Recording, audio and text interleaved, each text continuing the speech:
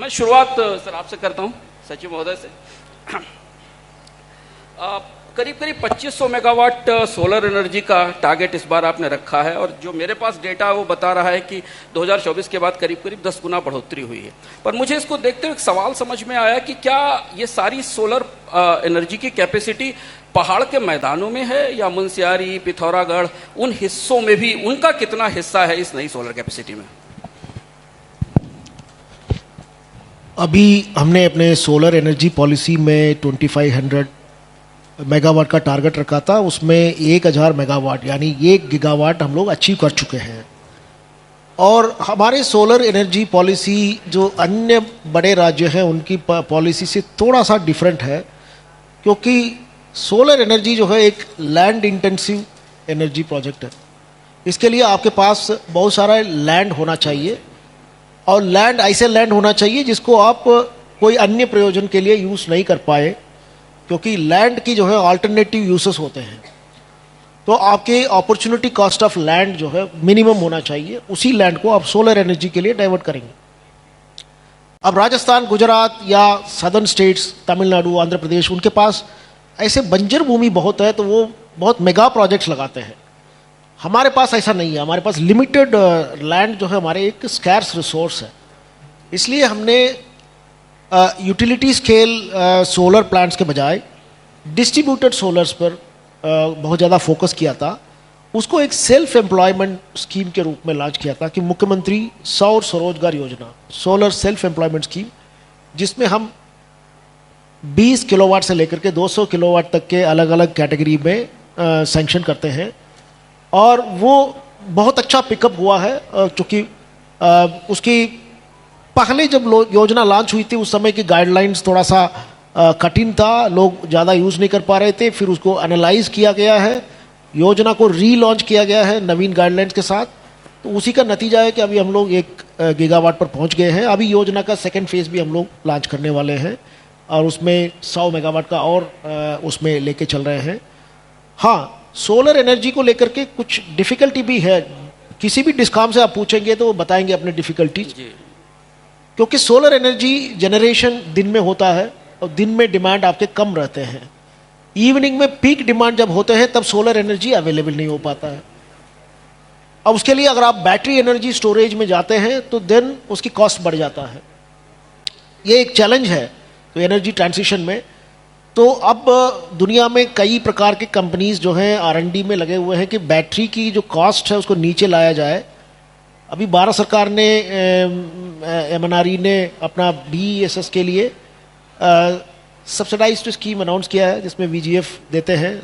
हमारे स्टेट को भी मिला है, उसके अंदर हम कुछ BESS प्लांट्स भी लगाने जा रहे हैं। इसके अलावा दूसरा ऑप्शन हमारे पास पंप्ड स्टोरेज प्लांट का है। तो दिन में आप सोलर एनर्जी से एनर्जी जनरेट करिए, फिर आप पंप्ड स्टोरेज प्लांट के माध्यम से उसको नीचे वाले से ऊपर वाले रिजर्वायर में पंप करिए, फिर रात को उससे energy generate, hydro energy generate करिए। तो ये भी एक तरह से एक रिन्यूएबल सोर्स ऑफ एनर्जी ही है।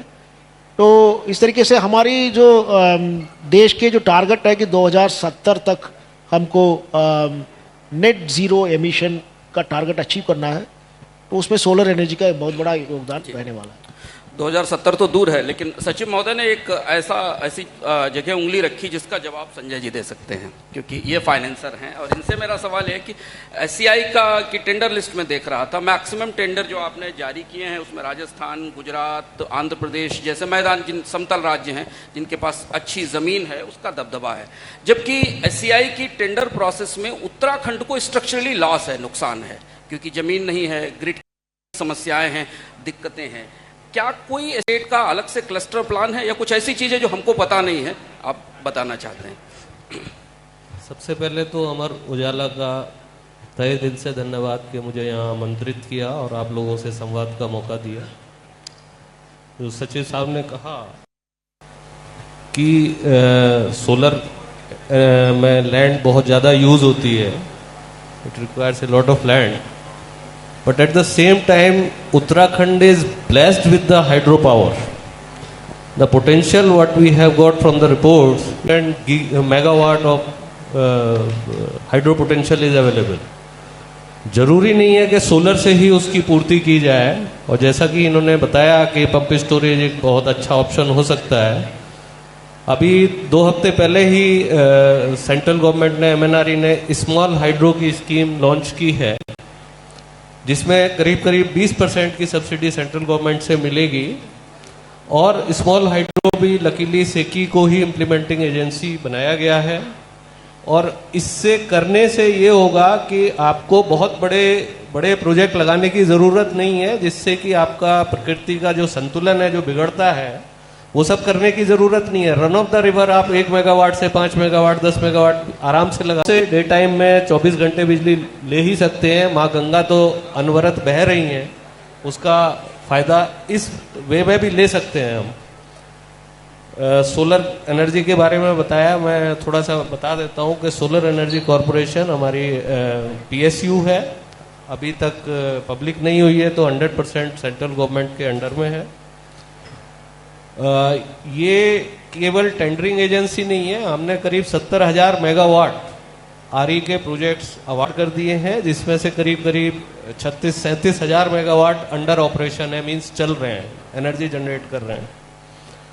इसके अलावा भी बैटरी भी हमारे ही पास है, और ग्रीन हाइड्रोजन, ग्रीन अमोनिया, जिसमें वर्ल्ड ने सेकी को और इनफैक्ट अपने मुंह से तारीफ करने का ये रहता है कि भाई आत्महत्या के बराबर होता है, जो मैंने पढ़ा है। लेकिन बताना चाहूँगा कि मेरे को वर्ल्ड स्टेज से इनाम भी मिला है।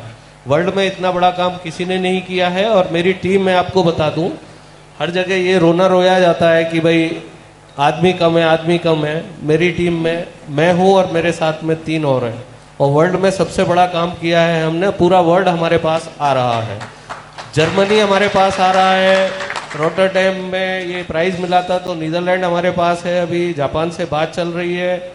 तो ऐसा नहीं है कि आदमी, आपको एक नए तरीके से थोड़ा सा सोचना पड़ेगा।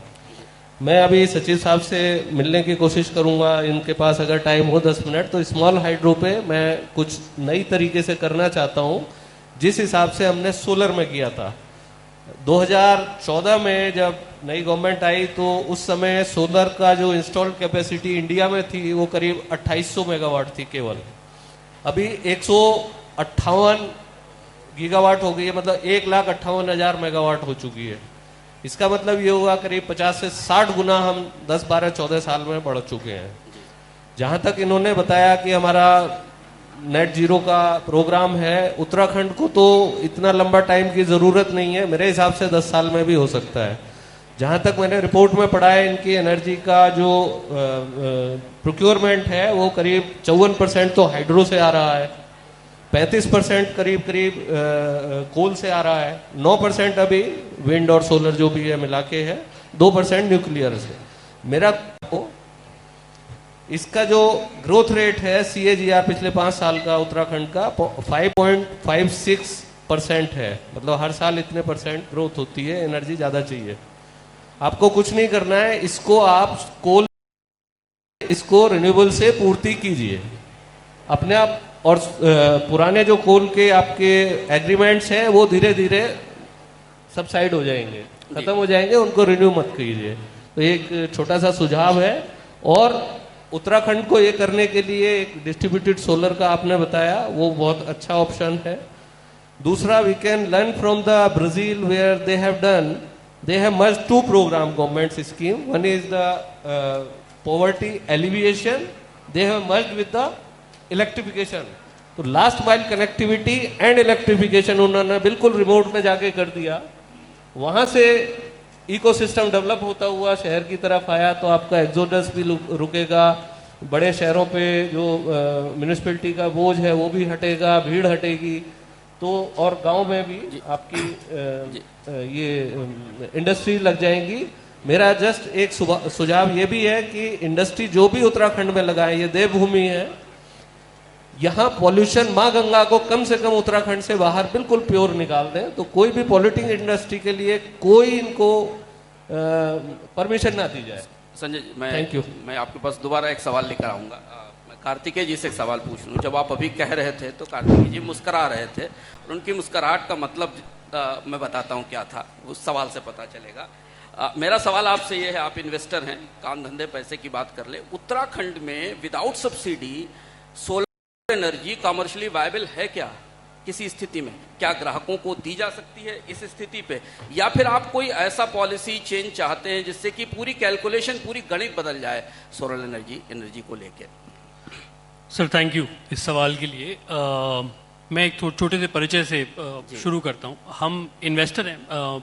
एक कंपनी है सनशोर एनर्जी, जो मैंने और मेरे आईआईटी दिल्ली के 4 दोस्तों ने शुरू करी थी कुछ 2014 में। पिछले 12 साल से इसके अंदर ना सिर्फ सौर्य ऊर्जा बट इवन विंड एनर्जी और अब लेटली बैटरी स्टोरेज के अंदर करीब 10 गीगावाट की पाइपलाइन तैयार कर चुके हैं, जिसमें से ऑलमोस्ट 1.5 गीगावाट ऑपरेटिंग है। उत्तर प्रदेश से ही मैं बिलोंग करता हूं और उत्तर प्रदेश के हम सबसे बड़े पावर प्रोड्यूसर हैं with 500 megawatt of power in UP and it is all solar. Not only is it all solar, ये सभी पावर 500 मेगावाट इंडस्ट्रियल पर्पस के लिए और इसमें से कुछ 100 मेगावाट बैटरी चार्जिंग के लिए प्योरली, ताकि हम शाम को पावर उपलब्ध करा पाएं इंडस्ट्रीज को और स्टेट को। इसमें हमने निवेश ही नहीं, हमने इसकी जमीन भी ली है, उसके आसपास की कम्युनिटीज को भी संभाला है, वहां पे कनेक्टिविटी भी ली है और कंस्ट्रक्शन भी हम खुद ही इन हाउस करते हैं।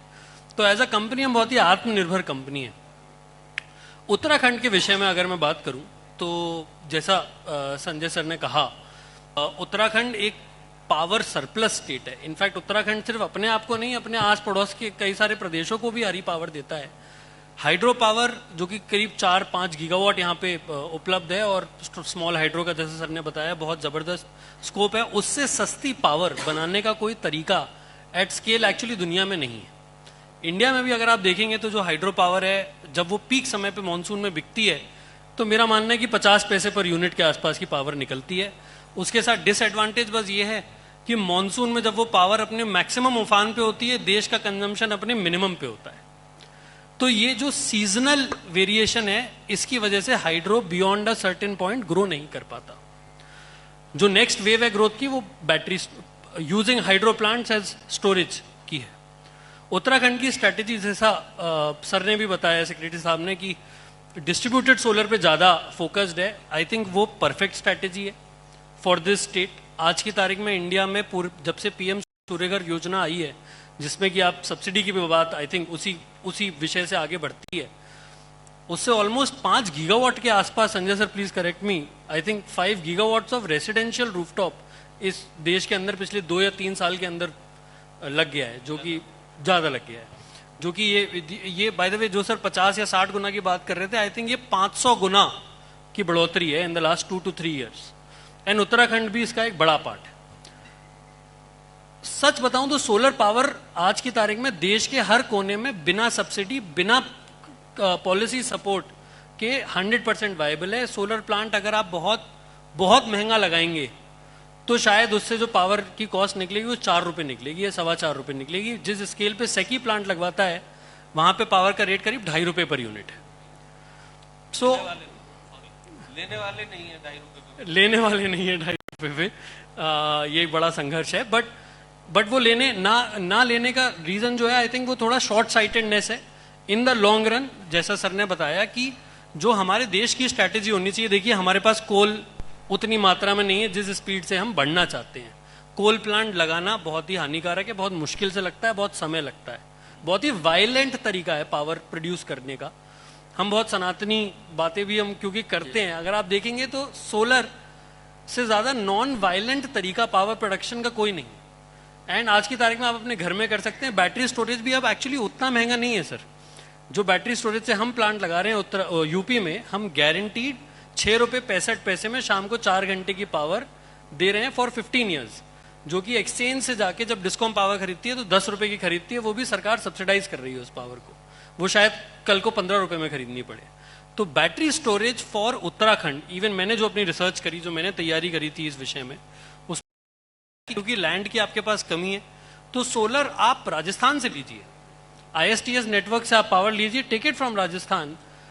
आप लोगों का जो उत्तराखंड के अंदर जो एनवायरनमेंट है for setting battery storage at a lower cost, and sir battery storage cost will fall down like solar panel cost, what happened in the last 10 years, and that point of time it is going to be a blessing सिर्फ मैं 1 minute industrial power को लेके कहना चाहता हूं। उत्तराखंड आज से 5 साल पहले was the cheapest industrial power in India और नियर चीपेस्ट।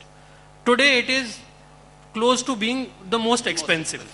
ऑलमोस्ट 9 रुपए की पावर है इंडस्ट्रीज के लिए। हमारे यहाँ बहुत प्रॉमिसिंग इंडस्ट्रियल एरियाज हैं, लाइक पंतनगर, लाइक हरिद्वार के अंदर जो डेवलपमेंट हो रहा है एंड सो ऑन।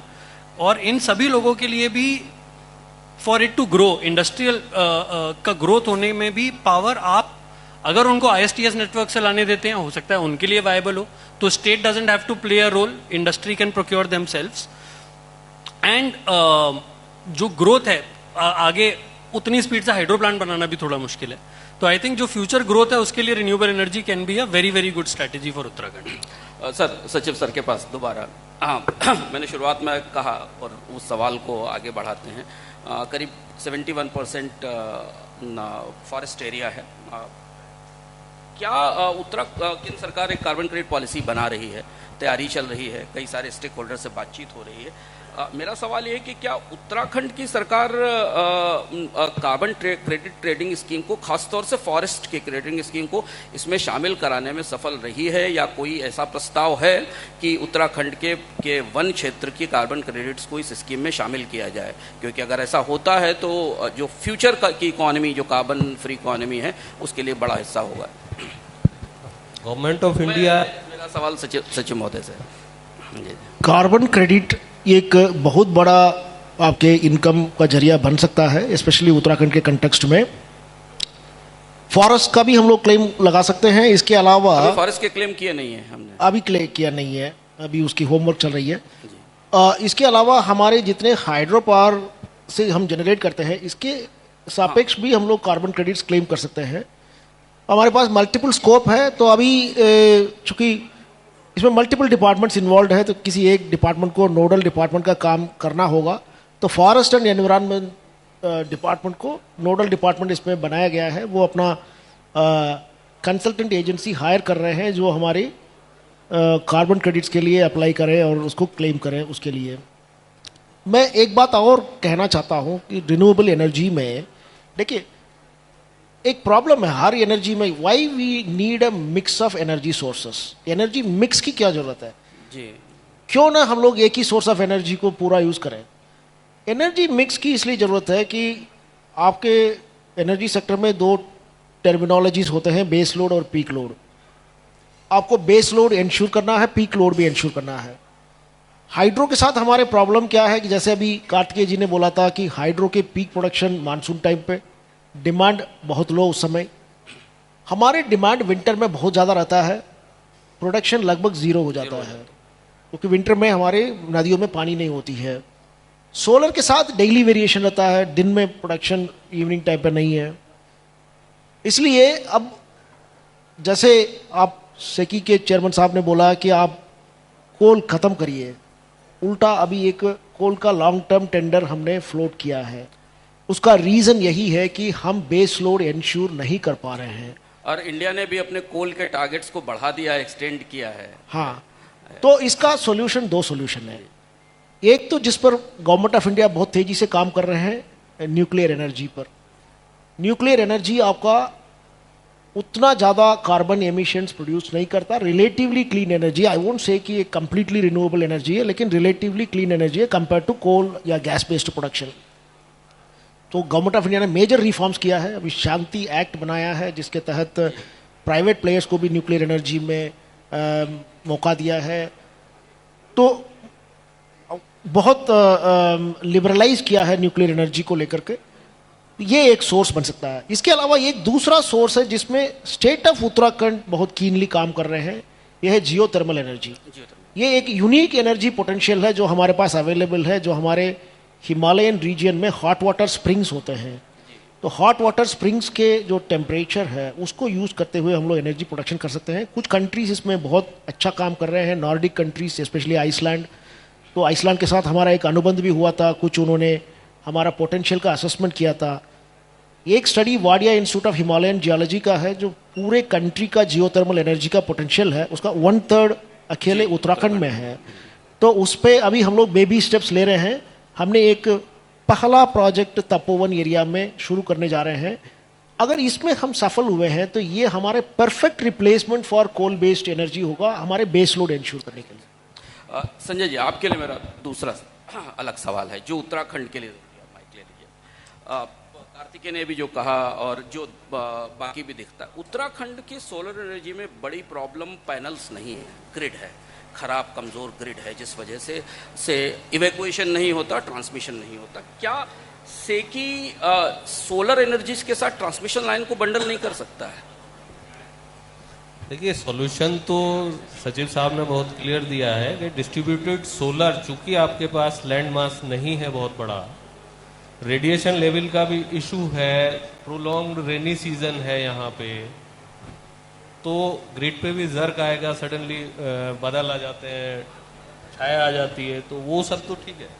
लेकिन एक जो सॉल्यूशन आपने बताया अभी कि न्यूक्लियर हो सकता है, लेकिन मैं आपकी जानकारी के लिए बता दूं कि SECI has come out with a tender of FDRE, firm and dispatchable RE, 24/7 whenever you want, जितनी भी चाहिए, even variation also we can match. उसका रेट भी 5 रुपए है, that will be stable for 25 years. आप आज की डेट में जो भी कोल लेंगे वो 6-6.5 रुपए से नीचे आज की डेट में नहीं होगा, जिस समय लग जाएगा variable cost will go to 7-750। और 25 साल में अगर आप 25 साल पहले का आप डोमेस्टिक टैरिफ देखिए तो 2-2.5 रुपया होगा, जो आज 5 या 6 रुपए पे आप शायद दे रहे हैं, तो 25 साल में वो 2-2.5 गुना हो जाएगा, मतलब 15 रुपए पे आ जाएगा। हमारा solar with battery with wind, इनका कॉम्बिनेशन करके डिजाइन करके बेस्ड ऑन योर रिक्वायरमेंट हम 5 रुपए या 5.5 जो भी टैरिफ आएगा इसमें that will be stable for 25 years without any escalation. एक सॉल्यूशन ये हो सकता है आपका। कार्तिकेय जी, आपसे सवाल है, अगर आपको 5,000 करोड़ की फंडिंग सेकी दे दे या कोई दे दे, तो आप उत्तराखंड के लिए कौन सा ऐसा ग्रीन मॉडल डेवलप करेंगे जो कोई मैदान नहीं बना सका? वो जियोथर्मल होगा, वो माइक्रो ग्लेशियर होगा, वो ग्रीन हाइड्रोजन होगा, कौन सा ऐसा मॉडल होगा जो आपको लगता है कि जो उत्तराखंड को ग्लोबल एनर्जी मैप पे स्टेब्लिश कर सके? सर, बहुत ही इंटरेस्टिंग सवाल है। बस सेकी आई डोंट थिंक कि पैसा देगा। नहीं, सेकी नहीं देगा सेकी तो नहीं देगा, लेकिन कोई ना कोई देगा फंडिंग के लिए। Right. So sir, I think Uttarakhand का जो प्रॉब्लम है, एनर्जी प्रॉब्लम, सेक्रेटरी साहब ने बताया, बहुत ही यूनिक प्रॉब्लम है ना, कि आपका मैक्सिमम डिमांड जिस टाइम पे, उस समय आपकी जो इनहेरेंट सोर्स है that is not producing power, and ऐसे सीजनल कॉन्ट्रैक्टिंग ऑफ पावर बहुत ज़्यादा पॉसिबल है नहीं। आई वुड से कि geothermal, based on my research, मैंने भी सर की कुछ डिस्कशंस को सुना था आने से पहले on geothermal, and I think the potential काफ़ी हाई है जियोथर्मल का। प्रॉब्लम जियोथर्मल या कोई बहुत बड़ा सोलर पार्क बनाने में या बहुत बड़ा थर्मल प्लांट बनाने में, जो आपने अभी सर से बात पूछी, वो ट्रांसमिशन ही है। और उत्तराखंड का जो प्रॉब्लम है वो ट्रांसमिशन भी एक बड़ा प्रॉब्लम है, because of very uneven land area. So अगर आप मुझसे पूछें तो मैं बोलूँगा कि अगर आजकल अब एलॉन मस्क ट्रिलियनर बन गए हैं, वो स्पेस में जाके पावर बनाने वाले हैं, अगर वाकई में हम उतने आगे की बात करें तो मैं बोलूँगा कि उस तरीके का इन्वेस्टमेंट करिए, आपकी ज़मीन भी ना खराब हो और आपको ट्रांसमिशन का भी प्रॉब्लम ना हो, लेकिन शायद वो 5,000 करोड़ में ना हो। In the mean time I think 5,000 crore वो बात नहीं है। बात ये है कि स्मॉल स्टेप्स लेने, डेफिनेटिव स्टेप्स लेने इन द शॉर्ट टर्म, और ग्रोथ को कहाँ पे आप कौन सी सोर्स को ले सकते हैं, मिक्स ऑफ पावर, जो सभी लोग बहुत सीनियर हैं एक्चुअली मुझसे इस चीज़ में, and they have seen the country develop. जो वो मिक्स है, कौन सी ग्रोथ को और कौन सी एग्जिस्टेंस को, क्योंकि देखिए पावर सिस्टम में भी चर्न है। जो आपने हाइड्रो प्लांट आज से 30 साल पहले लगाए थे, या जो थर्मल प्लांट आपने आज से 50 साल पहले लगाए थे, आज वो उस एफिशिएंसी में नहीं काम कर रहे हैं। तो वो जो चर्न है उसको आप एड्रेस करिए। पावर डिमांड के बारे में एक सच्चाई सर मैं सीखा हूं अपने छोटे करियर में, वो ये है कि वो एंडलेस है, एंडलेस। और हमारा देश इलेक्ट्रिफिकेशन की तरफ बढ़ रहा है बहुत स्पीड से, जो कि बढ़ना भी चाहिए given the current geopolitics. In that kind of a scenario, आप अगर non renewable sources of power पे जाएंगे, sooner or later either you will regret or your successors will regret that decision in the future. Non renewable or renewable energy is the only limitless way to produce power. So I would say कि we have to find a way of putting that in. Sir हम सत्र का समय समाप्त हो रहा है। आखिरी एक सेशन सवाल है, एक ही सवाल मैं तीनों लोगों से पूछूंगा, सवाल का जवाब सिर्फ 1 मिनट में चाहिए होगा अलग अलग। संजय से शुरू करता हूं।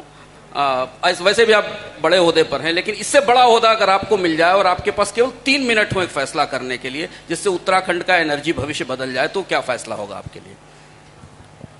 लंबा जवाब नहीं चाहिए sir.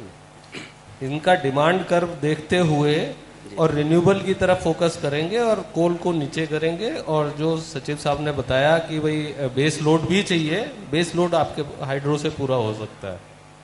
Thank you sir. A mix of small hydropower and pumped storage plant with solar.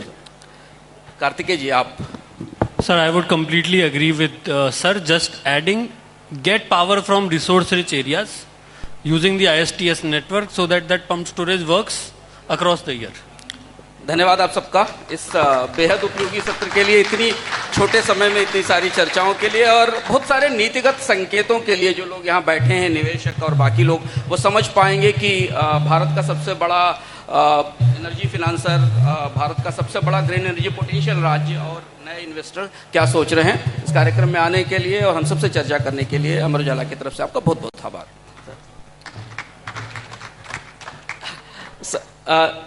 Sanjay ji को 30 सेकंड चाहिए। मैं ये बताना चाहता हूँ कि मेरा जो इंजीनियरिंग का बैकग्राउंड है वो पंतनगर से मैं पास आउट हूँ, तो उत्तराखंड से मेरा पुराना रिश्ता है। आध्यात्म की धरती है और यहाँ सब बड़े बड़े महानुभाव बैठे हुए हैं। अभी इससे पहले सेशन में एक चर्चा हुई थी कि भाई अमृत निकला था और एक बूंद वहाँ गिरा और वहाँ से ये तीर्थ बने हमारे। तो अमृत पीने से क्या होता है? अमृत को प्राप्ति होती है, क्या सही है? Yes, okay. क्या अभी तक आपको कोई भी मिला है जो कहा हो कि भाई मैंने 5000 साल पहले अमृत पी लिया था और मैं मर नहीं पा रहा हूँ, क्या करूँ, कैसे करूँ? नहीं मिला होगा। तो अमृत के ऊपर 3 लाइनें मैं बोलता हूँ। अमृत पीकर अब तक कोई अमर नहीं हो पाया है, अमृत के चक्कर में केवल सागर ही मथवाया है। चाहे हो सुकरात, चाहे हो मीरा या शिव शंभू, जिसके हाथ जहर का प्याला अमर वही हुआ है।